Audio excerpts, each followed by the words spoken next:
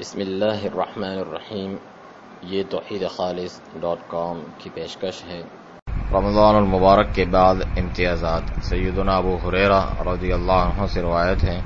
کہ بے شک نبی کریم صلی اللہ علیہ وسلم نے فرمایا، اذا كان اول لیلۃ من شہر رمضان،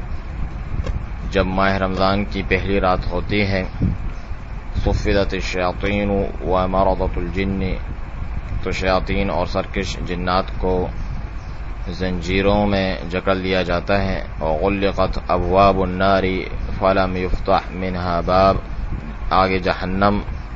کے تمام دروازے بند کر دیے جاتے ہیں، ان میں سے کوئی کھلا نہیں چھوڑا جاتا، وفتحت